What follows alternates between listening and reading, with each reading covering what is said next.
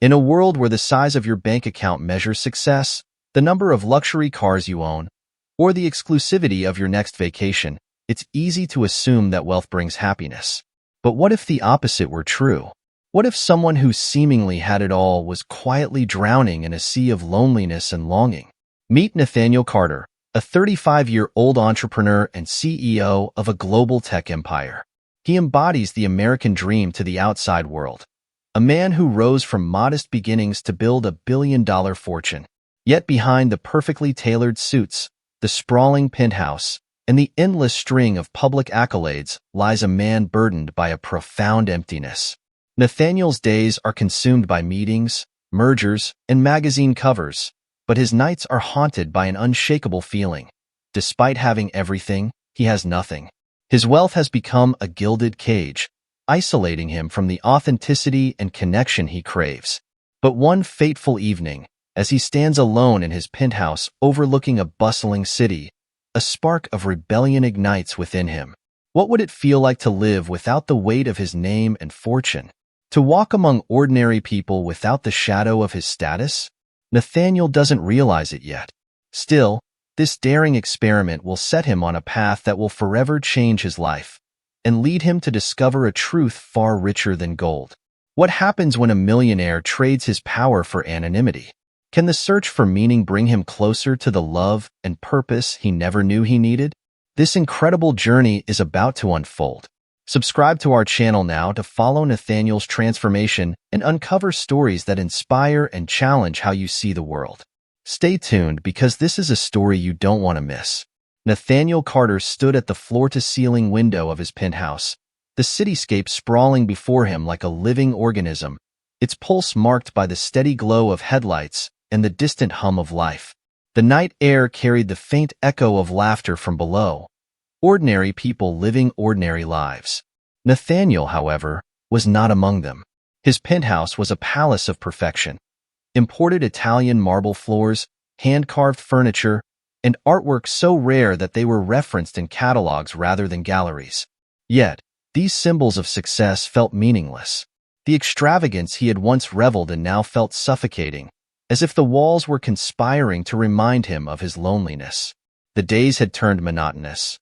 Early morning board meetings where his every word was met with unquestioning agreement, lavish dinners where hollow laughter echoed over discussions of profit margins, and magazine features that celebrated his achievements but never asked about the man behind them. He felt like a puppet whose strings were pulled by expectations he hadn't agreed to. A message on his phone broke the silence. It was from Claire, his assistant. Nathaniel, the charity gala's guest list has been finalized.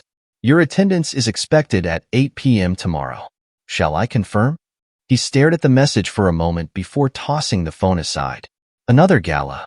Another night of smiling at strangers, shaking hands with people who only saw him as a dollar sign. With a sigh, he poured himself a glass of scotch, the amber liquid swirling as he thought. What was the point of it all? He had climbed the mountain of success only to find it devoid of the peace and fulfillment he craved. His heart yearned for something authentic, raw, and accurate. At that moment, standing alone in the silent grandeur of his penthouse, an idea sparked in his mind. What if he could escape this life, even for a little while? What if he could strip away the layers of wealth and power and live among the people who walked the streets below, unburdened by expectations? What would he learn about himself? That night, as the city lights dimmed, Nathaniel didn't sleep. Instead, he planned. The following morning, Nathaniel awoke with a sense of purpose that had been absent for years. He moved through his penthouse with a focus that startled even himself, gathering a pair of faded jeans and a plain t-shirt buried at the back of his closet. He frowned at his reflection in the mirror. The Nathaniel Carter he saw now was unrecognizable. His perfectly styled hair was tousled, and his usual crisp designer shirt was replaced by something so ordinary it was almost foreign. This won't be enough, he muttered to himself.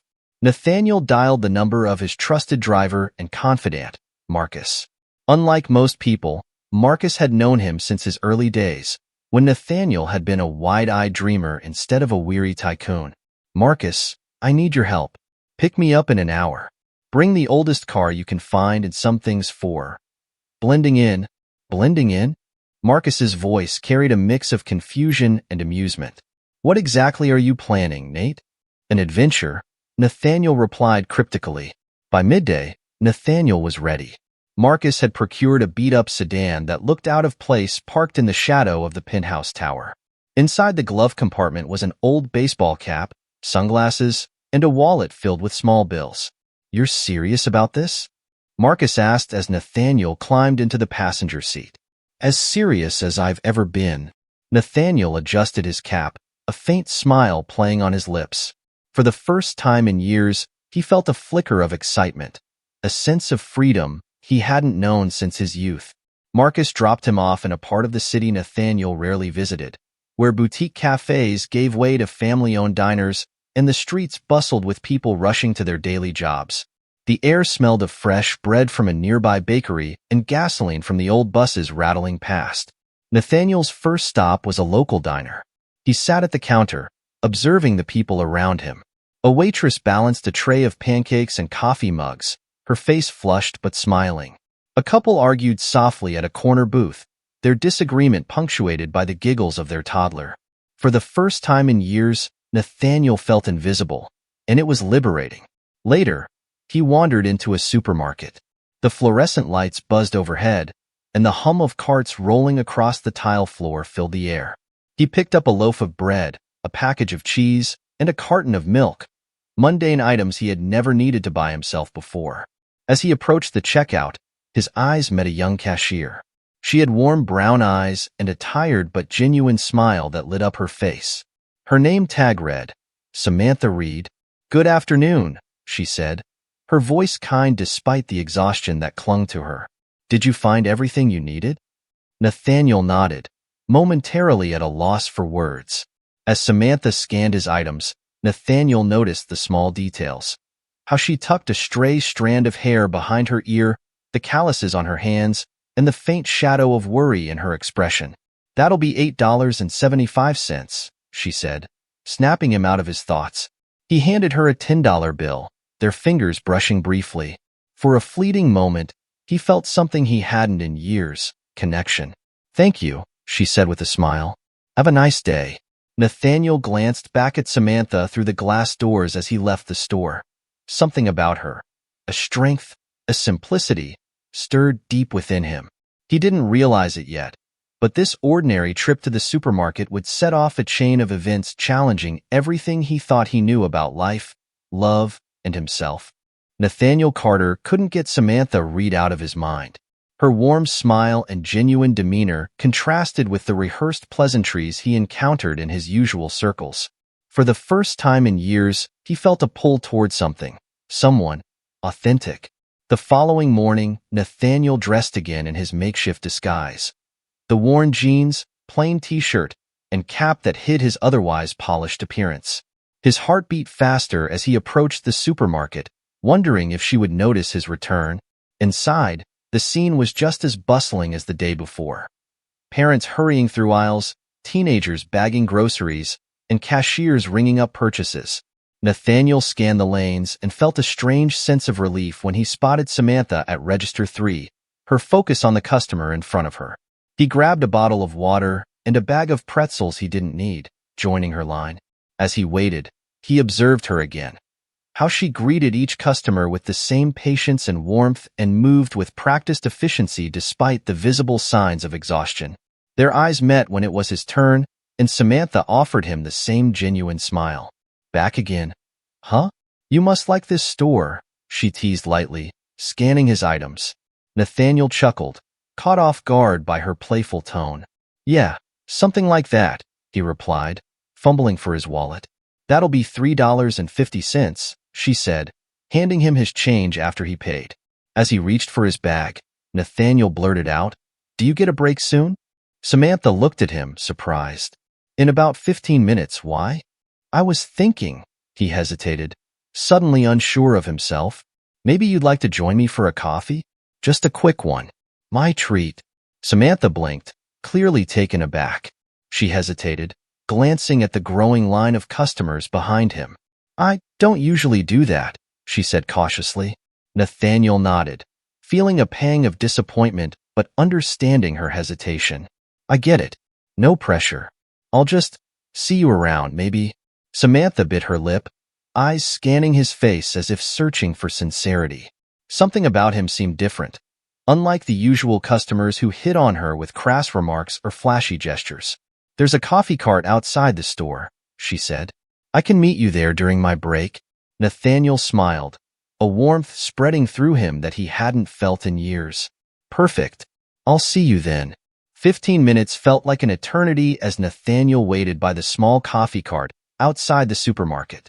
The scent of freshly brewed coffee mingled with the crisp morning air, and he rehearsed what he would say. When Samantha finally emerged, her apron draped over her arm, Nathaniel felt a wave of nervousness he hadn't experienced in years. She approached with a tentative smile, her hands stuffed into the pockets of her cardigan. So, she said, breaking the ice as she approached the cart. What's your go-to coffee? Black, I guess. Nathaniel replied awkwardly, realizing how little he knew about the kind of small talk that came so naturally to most people. Bold choice, Samantha said with a soft laugh. I'll take a cappuccino, thanks, she told the barista. They found a small table nearby, and there was an awkward silence. Nathaniel felt out of his depth, unsure how to bridge the gap between their vastly different worlds. So, do you work around here? Samantha asked, her tone casual but curious. Yes, Nathaniel replied quickly, then caught himself. Well, sort of. I'm between jobs right now, trying to figure out my next move. It wasn't a lie, exactly, just a heavily edited version of the truth. Samantha nodded, sipping her coffee. That must be nice, having the time to figure things out. I've been at the supermarket for 4 years, and every day feels like a blur. Work, home, sleep, repeat. Nathaniel leaned forward, intrigued. Do you ever think about doing something else? Of course, she said with a wistful smile. But it's complicated. My son, Luke, is my world. Right now, this job keeps a roof over our heads. Dreams don't pay the bills. Her honesty struck Nathaniel like a bolt of lightning. Here was a woman who carried the world's weight on her shoulders, yet still found a way to smile and make others feel seen. What about you? Samantha asked, interrupting his thoughts. What's your dream? The question caught him off guard. For years, his answer would have been simple. Build a successful company, make a name for himself, and leave a legacy. But now, sitting across from Samantha, he realized he didn't know anymore. I guess. I'm still figuring that out, he admitted. Samantha smiled, her eyes softening. Well, let me know when you do. Maybe you'll inspire me to chase mine, too. As their conversation continued, Nathaniel found himself opening up in ways he hadn't expected. He told her about his struggles with feeling disconnected and his desire to find something real. Samantha listened intently, her expression thoughtful. When her break ended, Samantha stood, slinging her apron over her shoulder. Thanks for the coffee, she said with a smile. It was nice to talk to someone who listens. Nathaniel also stood, his heart sinking at the thought of her leaving. Do you think we could do this again sometime? He asked. Samantha hesitated for a moment before nodding. Yeah, I think I'd like that. As she walked back into the supermarket, Nathaniel felt something he hadn't in years, hope. Over the next few weeks, Nathaniel found himself drawn to Samantha in ways he couldn't quite explain. He returned to the supermarket almost daily under the guise of buying small items, a loaf of bread, a carton of eggs, a bottle of water, but his real purpose was always the same, to see her. Their brief exchanges at the register became the highlight of his day. They talked about simple things, the weather, funny stories from her work, and occasionally, glimpses of her life with her son Luke. Samantha made even the most mundane topics feel alive, her warmth and humor breaking through Nathaniel's guarded demeanor. Samantha began to notice his frequent visits, but didn't question them. She had grown to enjoy their easy banter, and his presence brightened her otherwise repetitive days. Still, she kept her guard up. Life had taught her to be cautious, especially when it came to men who seemed too good to be true. One evening, Nathaniel found himself walking through the neighborhood where Samantha lived. It was a modest area, far removed from the high-rise luxury he was used to. Children played in the street, their laughter echoing against the rows of tiny, tidy houses. He imagined Samantha's life here, her evenings spent helping Luke with homework, her mornings rushing to get to work on time. For the first time, Nathaniel began to question the world he had left behind. His sprawling penthouse, the endless luxury, it all felt hollow compared to the vibrant simplicity of this community. One afternoon, Nathaniel arrived at the supermarket to find Samantha unusually quiet. HA's look of worry replaced her usual smile, and when he asked if she was okay, she hesitated before answering. "It's Luke," she said finally. "He's been sick, and I had to miss work to take him to the doctor. Now I'm behind on bills and, well, it's just been a rough week." Nathaniel felt a pang of guilt and helplessness. Here she was, shouldering so much on her own while he had the means to solve her problems with a single check. But how could he help without revealing the truth about who he was? "If there's anything I can do," he began. But Samantha cut him off with a shake of her head. "Thanks, but I'll manage." "I always do," she said with a small, forced smile. Nathaniel admired her resilience, but couldn't shake the desire to ease her burden. That night, as he lay in bed, he thought about her struggles and how far removed they were from his own life. For the first time, he felt the weight of his deception pressing heavily on his chest. How could he continue to build this connection on a foundation of lies? Every time Samantha shared a piece of her world with him, he felt closer to her, but the closer he got, the more he feared the truth would destroy everything. Meanwhile, Samantha couldn't ignore the growing curiosity she felt about Nathaniel. He was kind, attentive, and oddly out of place in her world. He didn't dress like the other men in the neighborhood, and his mannerisms hinted at a life far from hers. One evening, as she tucked Luke into bed, she stared out the window, thinking about him. Was he really who he claimed to be? And if not, what was he hiding? Samantha had been hurt by people who claimed to care for her, but left when things got hard.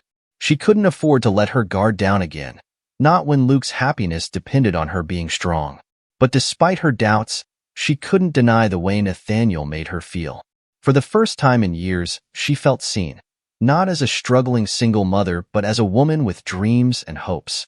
One day, as Nathaniel watched Samantha laugh with a customer at the register, he made a decision. He couldn't keep lying to her. If their connection was real, she deserved to know the truth. That evening, he sent her a message. "Samantha, can we meet tomorrow? There's something important I need to tell you." Her reply came quickly. "Sure." Same coffee cart. The next day, Nathaniel arrived early, his nerves fraying with every passing minute. When Samantha finally arrived, he stood to greet her, his heart pounding. "Is everything okay?" she asked, sensing his tension. Nathaniel took a deep breath, his hands trembling slightly. "Samantha, there's something you need to know about me. Something I should have told you from the beginning." Her expression shifted to one of concern. "What is it?" "I haven't been entirely honest," he admitted. "My name is Nathaniel Carter. I'm not just some guy figuring out his next move. I'm the CEO of Carter Technologies.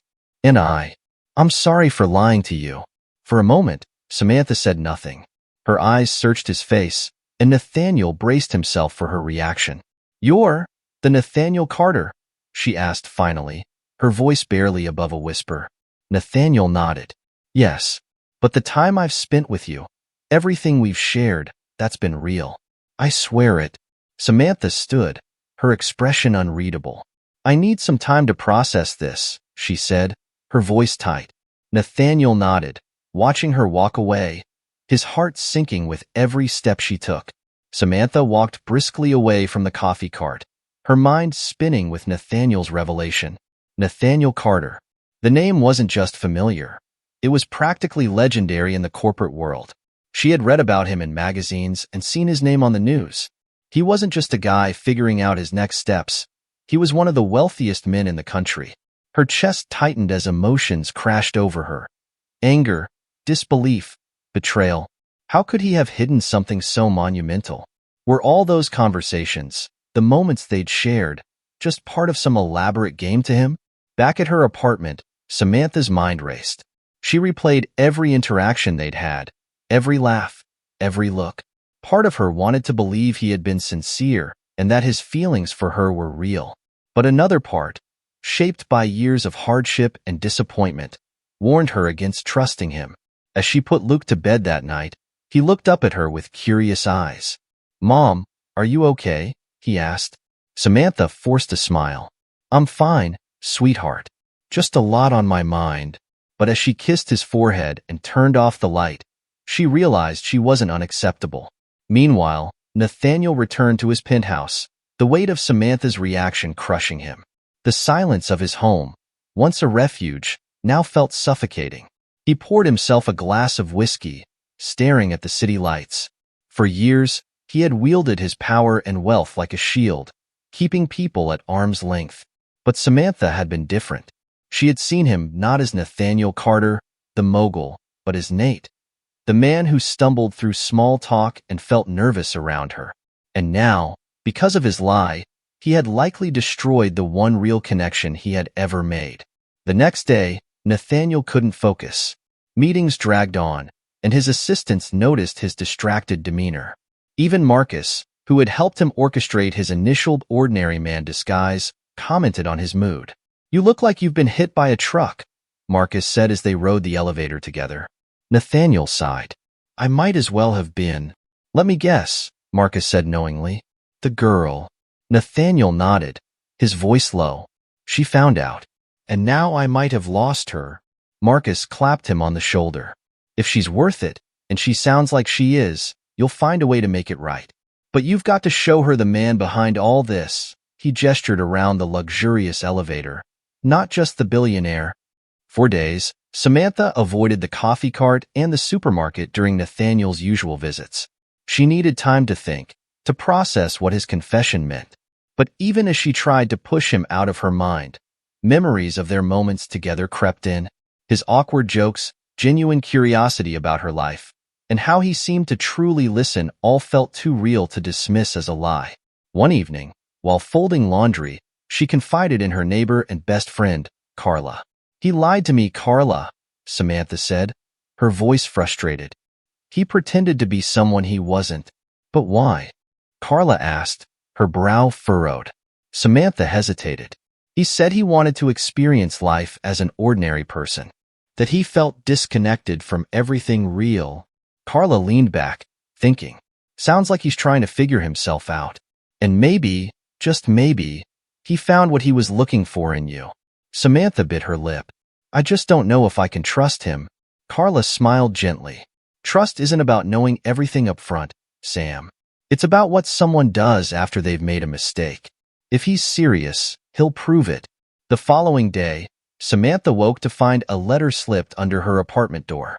Her name was written in elegant script, and inside was a handwritten note. "Samantha, I know I've hurt you and may not deserve your forgiveness, but I want to make things right, not just with words but with actions. Please meet me at the park by your neighborhood tonight at 6 p.m. if you're willing. I'll wait for as long as it takes. Nathaniel." Samantha's first instinct was to crumple the note, but something about its simplicity gave her pause. It wasn't grand or ostentatious, it was personal. As the sun set, Samantha walked toward the park that evening. She told herself she wasn't going to stay long, that she just needed closure. When she arrived, she saw Nathaniel sitting on a bench near the pond, his usual polished demeanor replaced by something quieter, more vulnerable. He stood as she approached, his expression a mix of hope and anxiety. "Samantha," he began, his voice soft. "Thank you for coming." She crossed her arms, keeping her distance. "You said you wanted to make things right. So talk." Nathaniel took a deep breath. "I've spent my entire life hiding behind my name, my money. I thought they would protect me from pain, from disappointment. But then I met you, and for the first time, I didn't want to hide. I wanted to be someone real, someone worthy of you." Samantha's heart softened, but she kept her expression guarded. "And lying to me was your way of being real?" "I know I made a mistake," Nathaniel admitted, his voice breaking slightly. "But what I feel for you, that's real. You've made me see the world differently. You've made me want to be better, not just for you but for myself." He stepped closer, his eyes searching hers. "If you give me a chance, I'll spend the rest of my life proving that to you." Samantha looked away, her emotions warring within her. She wanted to believe him, but the scars of her past held her back. "I need time," she said finally. "I don't know if I can just trust you again." Nathaniel nodded, his shoulders slumping slightly. "I understand, and I'll wait. For as long as it takes." As she walked away, Samantha felt a flicker of something she hadn't in years: hope. Nathaniel kept his promise. Over the next several weeks, he found ways to show Samantha that he meant every word he had said in the park. He didn't overwhelm her with grand gestures, but focused on small, thoughtful acts. At the supermarket, he no longer lingered at her register, respecting her space. Instead, he quietly paid off an overdue electric bill she had mentioned to her neighbor, Carla. When Samantha found out, she was both grateful and hesitant. The gesture showed his care, but reminded her of the vast difference in their worlds. Meanwhile, Nathaniel began spending more time in the community. He volunteered at the local food bank, donated anonymously to the struggling daycare center Samantha had mentioned in passing, and even attended a neighborhood cleanup day. Word of Nathaniel's actions spread, and Samantha couldn't help but notice. People in the neighborhood spoke highly of him, describing how he showed up with no entourage, no cameras, just a willingness to help. Still, Samantha struggled. Her heart wanted to believe in the man she had grown to care for, but her mind warned her not to repeat the mistakes of her past. She was raising Luke alone because she had once trusted someone who had abandoned her when life became difficult. Could Nathaniel, with his wealth and privilege, genuinely understand her struggles? One evening, Samantha returned from work to find a small package on her doorstep. Inside was a leather-bound notebook and a note that read, "For the dreams you haven't had time to chase yet." She opened the notebook to find the first page filled with Nathaniel's handwriting. "I remember you once said that dreams don't pay the bills, but dreams are where everything begins. You've inspired me to start chasing mine again, and I hope this helps you start chasing yours too." The gesture was simple, yet it touched something deep within her. She spent that evening writing for the first time in years, letting her pen flow freely across the pages. As Luke played with his toys nearby, Samantha felt a small piece of herself reawaken. The next day, Samantha decided to take a step toward rebuilding their connection. She messaged Nathaniel, "If you're serious about showing me who you are, I'd like to see it, but on my terms." Nathaniel's response was immediate. "Anything you need. Just tell me where and when." Samantha invited him to Luke's soccer game at the local park that weekend. It was an ordinary event, but for Samantha, it was a test. She wanted to see how Nathaniel would interact with the world she and Luke inhabited. Nathaniel arrived early, dressed in casual clothes that blended seamlessly with the other parents. He brought orange slices for the kids, earning a grin from Luke, and sat quietly on the sidelines, cheering as the team played. When the game ended, Luke ran up to Nathaniel, his face glowing. "Did you see my goal?" he asked excitedly. "I did," Nathaniel replied with a broad smile. "You were incredible out there." Samantha watched from a distance, her heart softening as she saw the ease with which Nathaniel interacted with Luke. He wasn't putting on a show or trying to impress anyone. He was simply present, and it was a side of him she hadn't fully seen before. After the game, they walked to a nearby ice cream stand. Nathaniel offered to pay, but Samantha insisted on splitting the cost. "I'm not a charity case," she said firmly, though her tone was playful. "I never thought you were," Nathaniel replied with a smile. As they sat on a bench, enjoying their ice cream, Luke leaned against Nathaniel, chattering about his favorite soccer players.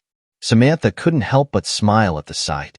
For the first time, she allowed herself to imagine what life might look like if she let Nathaniel in. That night, after Luke was in bed, Nathaniel and Samantha returned to her apartment. The air was incredible, and the streetlights glowed softly on the pavement. "Samantha," Nathaniel began, stopping in front of her door.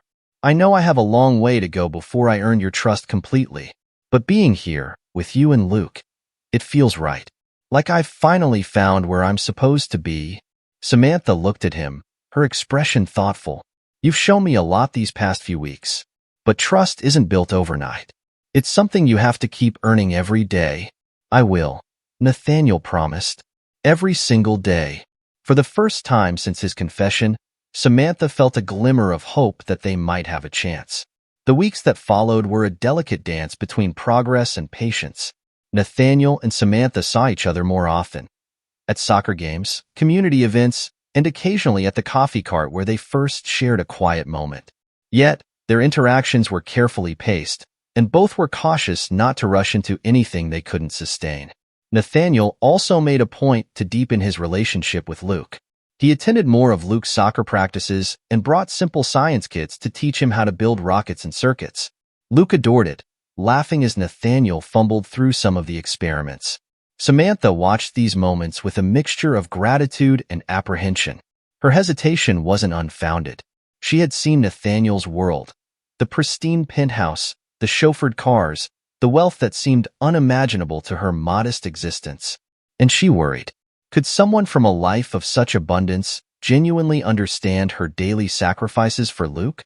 Could he adapt to her reality without eventually resenting it? One evening, Nathaniel addressed the unspoken tension over dinner at her modest apartment. "Samantha," he began, setting his fork down, "I know you're still hesitant about letting me in, and I understand why. But I want you to know, I'm not here to change your life. I'm here because I admire the life you've built. You and Luke. You're everything I've been searching for." Samantha looked at him, her eyes searching his face. "But what happens when my life gets too real for you? When it's not soccer games and ice cream? What happens when you realize you can't fix everything with money?" Nathaniel's gaze softened. "I'm not here to fix you, Samantha. I'm here to walk beside you, to learn what it means to live a life like yours. You've shown me what it means to be strong and to love selflessly. And I want to prove to you that I'm willing to put in the work." Her defenses cracked slightly, though she still held back. "I just don't want Luke to get hurt if this doesn't work out." Nathaniel reached across the table, his hand brushing hers. "Then let's take it one day at a time. No promises, except that I'll keep showing up." Samantha decided to give him a chance, but life soon threw them an unexpected curveball. A pipe burst in her apartment building, flooding several units, including hers. The landlord's repairs would take weeks, and Samantha was scrambling to figure out where she and Luke would stay.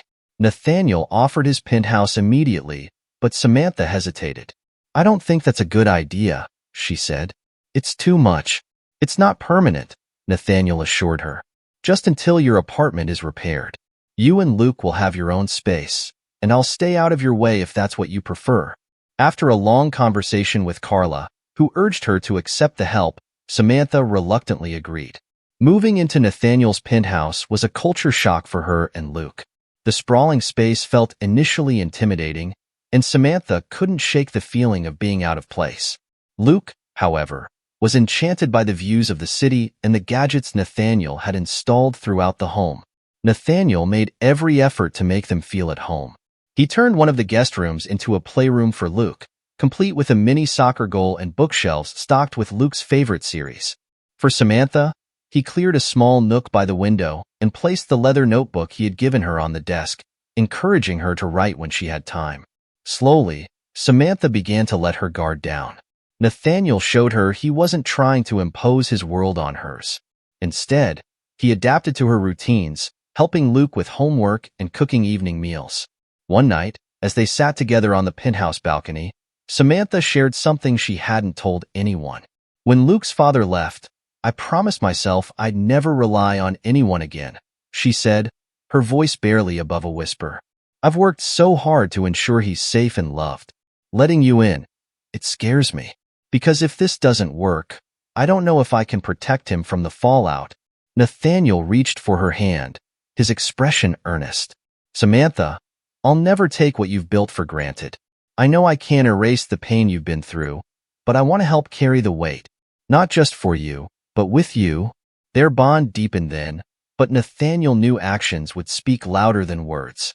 A week later, he arranged for Luke to visit a local sports academy, where he introduced Luke to professional players who volunteered their time to coach kids. Watching Luke's face light up, Samantha felt a swell of emotion. Nathaniel wasn't just trying to win her over. He was investing in her son's happiness and future. Samantha's apartment repairs were completed that same week, but she hesitated to move back. Nathaniel had made her and Luke feel not just welcome but wanted. On their last night in the penthouse, Nathaniel invited Samantha to a quiet dinner, Luke already tucked into bed. "I know you're ready to go back to your own space," Nathaniel said, his voice steady but tinged with vulnerability. "But I want you to know that my home will always be open to you. Not because I think you need it, but because I want you and Luke to feel like this is your home, too." Samantha's eyes glistened with tears. "You've shown me more kindness than I ever thought I deserved," she said. "And for the first time in years, I can trust someone again." As they sat together under the city lights, Nathaniel realized he had found something far more valuable than all the wealth in the world: a family.